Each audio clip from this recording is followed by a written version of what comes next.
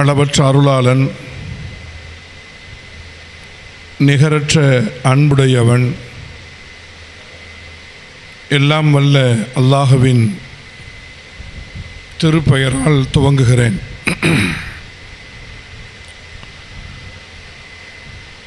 சகோதரத்துவ சமய நல்லிணக்க விழாவின் தலைவர்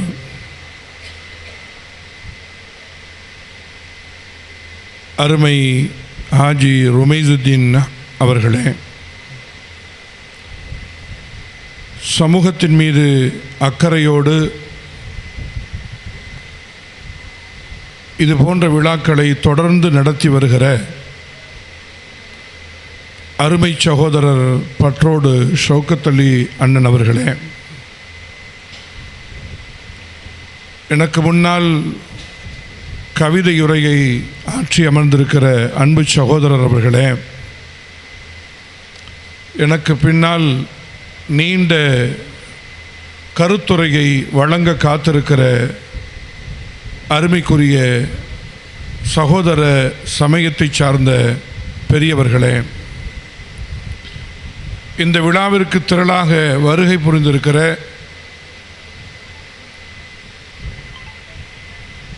புதுப்பேட்டை மஹல்லாவினுடைய பெருமக்களே, சகோதர சமயத்தை சார்ந்த நண்பர்களே, மகிழ்ச்சியான ஒரு அனுபவத்தை இந்த நிகழ்வின் வாயிலாக நான் பெறுகிறேன். கடுமையான வெயில் நேரத்தில் ஒரு நிழல் குடை கிடைத்தால் எவ்வளவு ஆசுவாசம் கிடைக்குமோ அந்த ஆசுவாசத்தை இந்த மேடை வழியாக நான் பெற முயற்சிக்கிறேன். தாகித்த நேரத்தில் குளிர்ந்த தண்ணீரை எவரேனும் அன்போடு தந்தால் அதனை பருகுகிற நேரத்தில் மனமெல்லாம் எப்படி குளிருமோ அந்த குளிர்ச்சியான அனுபவத்தை பெறுவதற்கான முயற்சியாக இந்த மேடையை நான் புரிந்து கொள்கிறேன். இந்த உலகத்தில் மனிதர்களை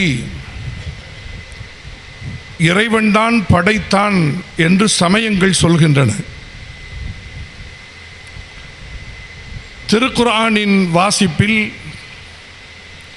இந்த உண்மை மிகவும் அழுத்தம் திருத்தமாக சொல்லப்பட்டிருக்கிறது. குரங்கிலிருந்து படைக்கப்பட்டவன் மனிதன் என்கிற கோட்பாட்டை குர்ஆன் உதறி தள்ளுகிறது. அறிவியல் ரீதியான அபத்தம் என்று குர்ஆன் அதனை அடையாளப்படுத்துகிறது. இந்த உலகை ஆளுவதற்கும் இறைவனின் பேரன்பை இந்த பிரபஞ்சம் முழுக்க நிரப்பி வாழ்வதற்கும் உரிய ஒரு சிறந்த படைப்பு தான் மனிதன். மனிதன் வெறும் பௌதீக அம்சங்களால் உருவாக்கப்பட்ட பண்டம் அல்ல, அவன் இறைவனின் பிரதிநிதி. இறைவன் இந்த உலகத்தில் நிகழ்த்தி காட்ட விரும்புகிற செயல்களை மனிதன் மனிதனாக இருந்து நிகழ்த்தி காட்ட வேண்டிய கடமைக்குரியவன், மாபெரும் பொறுப்புகளை சுமந்தவன். மனிதன் தன் கடமைகளை மறக்கிற பொழுது அவன் தன் பொறுப்புணர்வுகளை துறக்கிற பொழுதுதான் மிருகமாகி விடுகிறான். நாட்டில் வாழ வேண்டிய காட்டில் வாழ வேண்டிய விலங்குகள் சில நாட்டில் வாழ்கின்றன.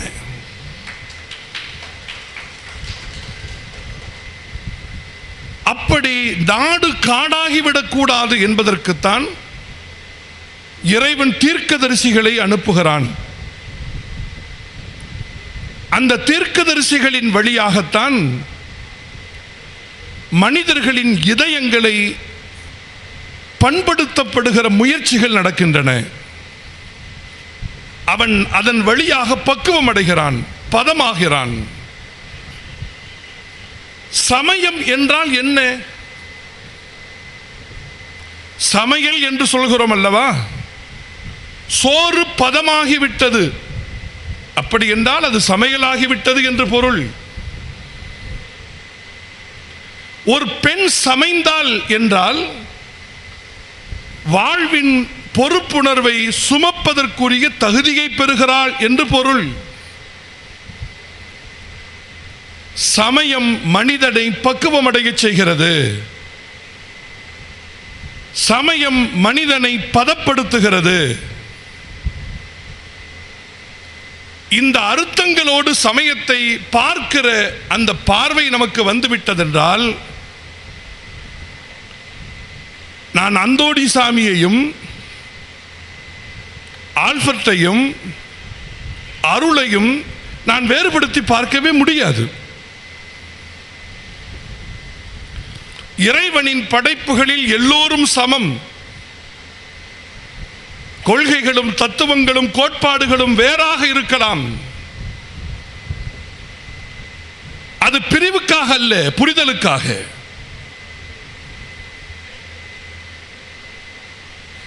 உலகம் என்பது ஒரு பூங்காவை போல. ஒரு பூங்கா பூங்காவாக மாறுவது எப்போது? பல வண்ணங்களிலும் பல வடிவங்களிலும் பல வாசனைகளிலும், பல வண்ணங்களிலும் பல வடிவங்களிலும் பல வாசனைகளிலும் இருக்கிற பூக்கள் அங்கே குடியிருந்தால் அதற்கு பூங்கா என்று பெயர். ஒரு தொட்டியில் ஒரு பூச்செடி இருக்கிறது என்றால் அது பூந்தொட்டியில் வளர்கிற பூச்செடி, அது பூங்காவல்ல. இந்தியா பூங்காவாக இருக்க வேண்டும் என்று நாம் கருதுகிறோம். ஒன்றிய அரசை ஆள்பவர்கள் ஒரே மதம், ஒரே நாடு, ஒரே கல்ச்சர், ஒரே உடை, ஒரே நிறம், ஒரே தேர்தல், ஒரே உணவு, எல்லோரும் ஒரே என்கிற நிலையில் இருக்க வேண்டும் என்று ஆசைப்படுகிறார்கள். மனிதர்களாக இருப்பவர்கள் அறிவை பெற்றவர்கள். அறிவு என்பது ஏற்றத்தாழ்வுகளை கொண்டது. ஏற்றத்தாழ்வுகளை கொண்ட அறிவால் முழுமைப்படுத்தப்பட்டிருக்கிற மனிதன் ஒவ்வொன்றையும் ஒவ்வொரு விதமாக புரிகிற இயல்பு கொண்டவனாக இருக்கிறான். உனக்கு ஒன்று பிடிக்கும் என்றால், உனக்கு ஒன்று பிடிக்கும் என்றால் அது அடுத்தவனுக்கும் பிடித்தாக வேண்டும் என்பது கட்டாயம் அல்ல, நிர்பந்தம் அல்ல. உனக்கு ஒன்றை பிடிக்கவில்லை என்றால் அது எல்லோருக்கும் பிடிக்கக்கூடாது என்று நிர்பந்தம் செய்வதும் மனித தன்மை அல்ல. அப்படி ஒருவன் விரும்பினால், நான் விரும்புவதை போல நீனும் விரும்ப வேண்டும், நான் இருக்கும் திசையில் நீ வாழ வேண்டும், நான் இருக்கிற கோட்பாட்டின் அடிப்படையில், தத்துவத்தின் அடிப்படையில் தான் நீனும் உன் வாழ்வை அமைத்துக் கொள்ள வேண்டும் என்று ஒருவன் நிர்பந்தித்தால் நாடு நாடாக இருக்காது, சுடுகாடாகிவிடும். எனவே அப்படி பார்க்கிற பொழுது நாட்டை ஆள்கிற மோடிகளையும் விடவும் இறைவனின் வீட்டை நிர்வகிப்பதாக நினைக்கிற மனிதர்கள் மோடியை விடவும் மோசமாக இருக்கிறார்கள்.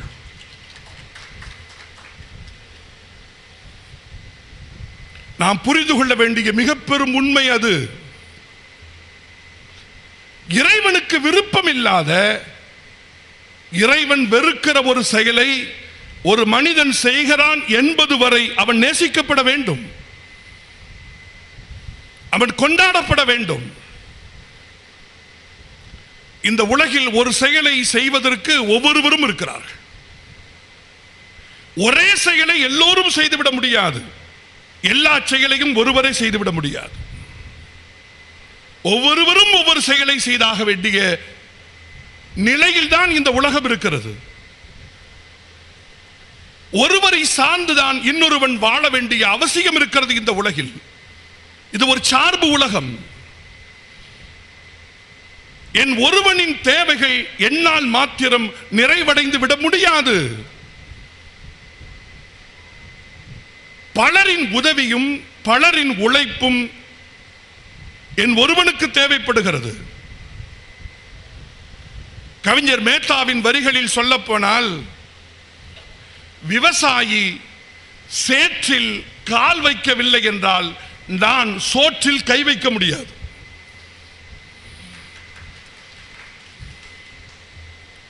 என் பசிக்கு நானே விதைத்து,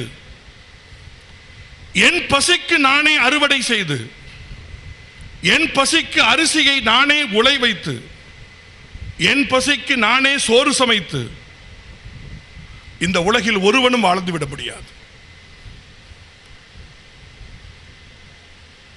நபிகள் நாயகம் ஸல்லல்லாஹு அலைஹி வஸல்லம் அவருடைய காலத்தில் பார்க்கிறோம், மனிதமும் மனித தன்மைகளும் மனிதர்களிடத்தில் பரவுவதற்கு, அது நிலை பெறுவதற்கு மதங்களின் நம்பிக்கை இல்லாதவர்களாலும் அந்த காரியம் நடந்திருக்கிறது. வெவ்வேறு கோட்பாடுகளில் வாழ்பவர்களாலும் ஒரு மதத்தவரின், ஒரு கொள்கையுடையவரின் கோட்பாடுகள் உறுதி பெற்றிருக்கின்றன. என் மார்க்கத்தை, என் சமயத்தை நிறுவுவதில் என் சமயத்தவர்கள் மாத்திரம் உதவுவதில்லை. அடுத்தவர்களின் பணிகளினால் நான் முழுமையடைகிறேன்.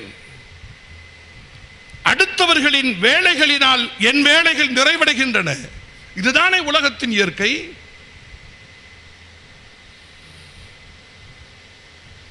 பெருமக்களே, மனித வாழ்வில்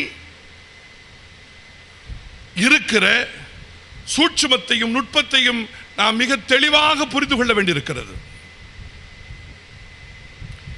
நான் இவரை வேறுபட்ட பார்வையில் பார்க்காத வரை என் சகோதரர் தான் இவரும், அன்பிற்குரிய ஃபாதர் அவர்களும் அன்பிற்குரிய அடிகளார் அவர்களும்.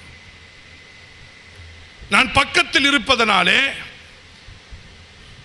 அவரிடத்தில் பேசுவதனாலே, அவரிடத்தில் கைகுலுக்குவதனாலே, அவருடைய சிந்தனைகளை செவிமடுப்பதனாலே நான் தீட்டு பெற்று விடுவதில்லை. என் சிந்தனைகள் உருமாறி போவதில்லை. இதயத்தையும் மூளையையும் திறந்து வைத்திருக்கிற பொழுதெல்லாம் ஒரு மனிதன் முழுமையை நோக்கி பயணிக்கிறான். எப்போது இதயங்களை பூட்டு போட்டு அவன் பூட்டி விடுகிறானோ அவன் குறை மனிதனாகவே மாறிவிடுகிறான்.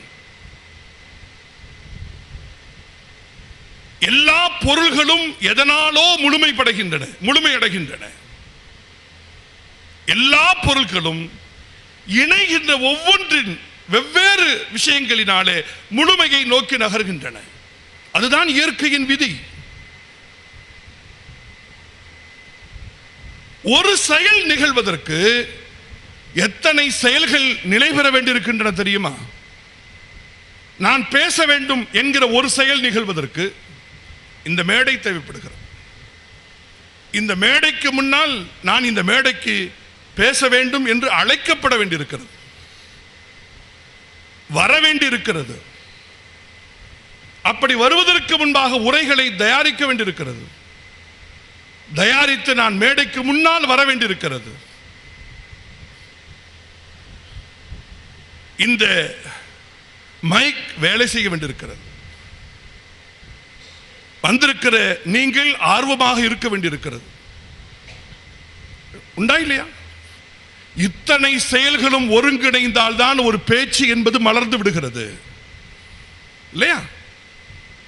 அதுபோல உலகத்தில் வாழுகிற பொழுது ஒரு மனிதனின் தேவைகள் பூர்த்தி அடைவதற்கு கண்ணுக்கு தெரியாத ரகசியமான பலரின் உதவிகள் ஒருவரின் தேவைக்கு பின்னால் இருக்கிறது. அந்த நுட்பத்தை புரிந்தாக வேண்டும். மத நல்லிணக்கமும் சகோதர பார்வைகளும் இந்த தத்துவத்தை நோக்கித்தான் நம்மை பயணப்பட வைக்கிறது. நாம் புரிந்து கொள்ள வேண்டிய பேருண்மையாக இது இருக்கிறது. பெருமக்களே, இந்த உலகம் அன்பால் நிரம்ப வேண்டும். அதுதான் அல்லாஹ்வின் ஆசை, இறைவனின் ஆசை. அதுதான் அன்பால் நிரம்ப வேண்டும். அன்புக்கு எதிரான செயல்கள் ஷைத்தானின் செயல்கள். அதைதான் நபிமார்கள் போதித்தார்கள். அதைதான் நபிமார்களின் வழிகளில் நின்று அறிஞர்கள் உபதேசித்தார்கள். நம்முடைய சிந்தனையும் நம்முடைய மூளையும் எப்படி கரப்ட் ஆகிவிட்டது என்றால், நமக்கு முன்னால் நமக்கு தெரியாத விஷயங்களை சொல்பவர்களை ஒரு குறை பார்வையோடு பார்க்கிற அந்த தன்மை நம்முடைய உள்ளத்தில் கூடி நிற்கிறது. ஓட்டை பானையில் ஒரு நாள் முழுக்க தண்ணீர் பிடித்தாலும் ஒரு துளி கூட நிரம்புவதில்லை. உண்டா இல்லையா?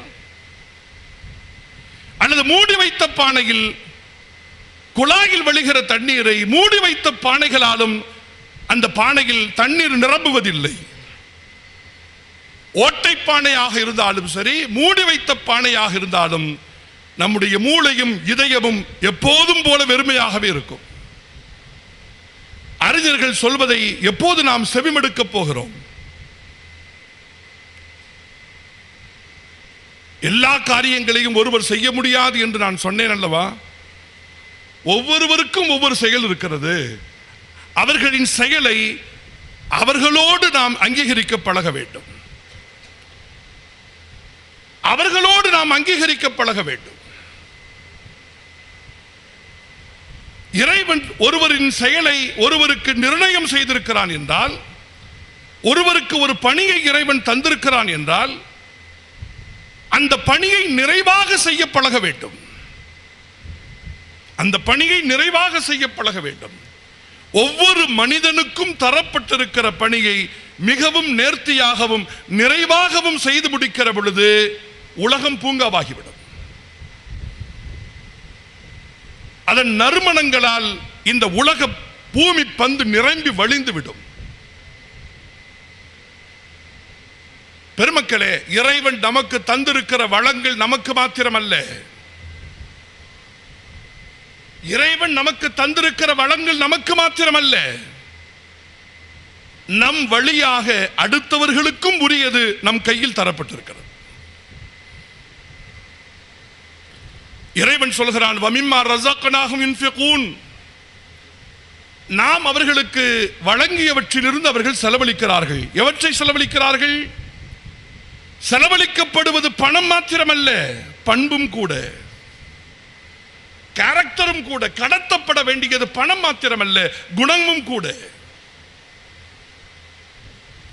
ஒன்றை விதைத்தால் அது 1000ஆக விளைந்துவிடும் என்றால், முதலில் விதைத்தான் அல்லவா, அவனுக்கு உலகம் முழுக்க யாரெல்லாம் அந்த காரியத்தை பின்தொடர்கிறார்களோ அவர்களின் செயலின் கூலி முதலாம் நிலையில் விதைத்தவருக்கு கிடைக்கும் என்று மார்க்கம் சொல்கிறது.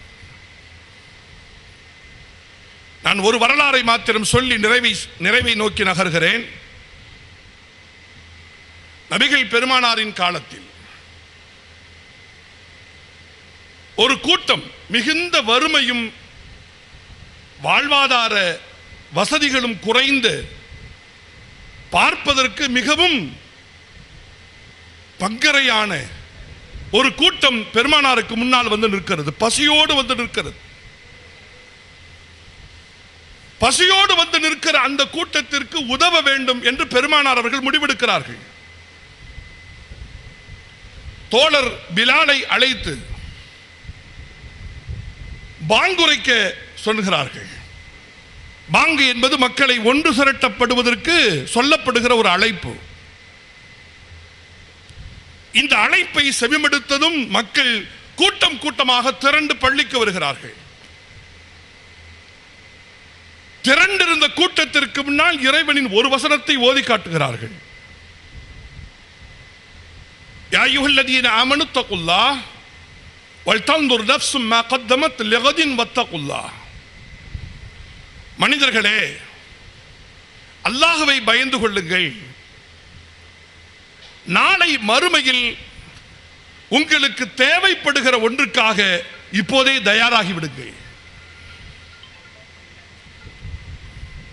இப்போதே தயாராகி விடுங்கள்.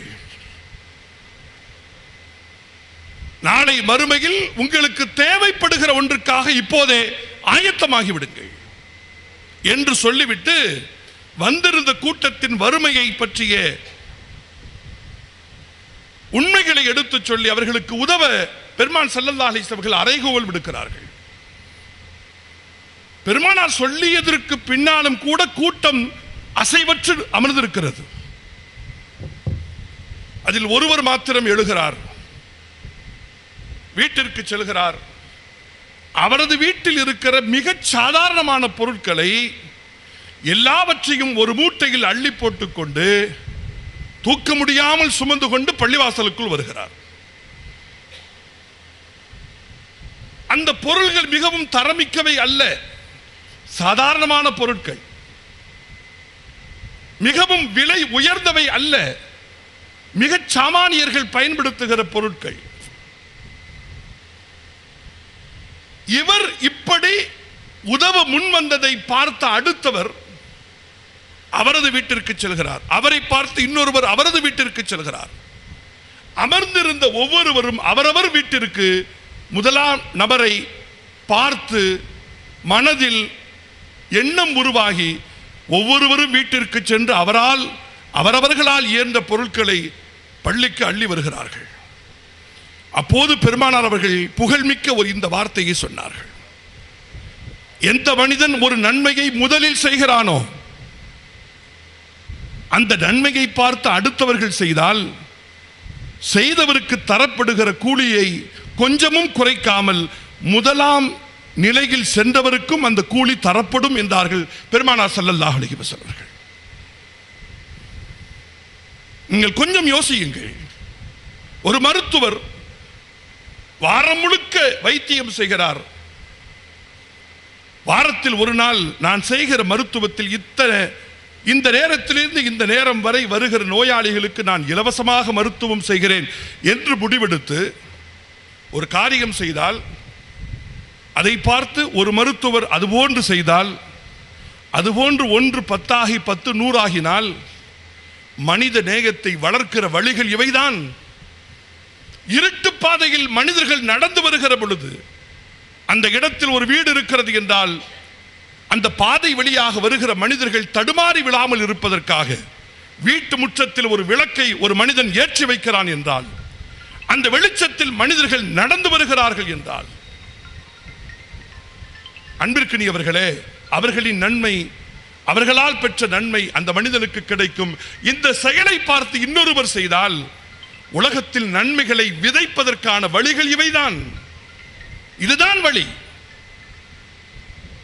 ஆக பெருமக்களே, இந்த நிலையில் உலகத்தில் அன்பையும் சமாதானத்தையும் நல்லிணக்கத்தையும் பரப்புகிற முகவர்களாக ஒவ்வொரு மனிதர்களும் திகழ வேண்டும். அதுதான் இறைவன் ஆசைப்படுகிற காரியம் என்பதை சாதாரண மனிதர்களிலிருந்து அதிகாரத்தில் இருக்கிற மனிதர்கள் வரை இந்த உண்மைகளை உணர்ந்து நடந்தால் நாடும் சுபிட்சமாக மாறும், வீடும் சுபிட்சமாக மாறும். அந்த வீடு இறைவனின் வீடாக கூட இருக்கலாம். வாஹிரு தாவான் அனில் அல்ஹம்துலில்லாஹி ரப்பில் ஆலமீன். அஸ்ஸலாமு அலைக்கும்.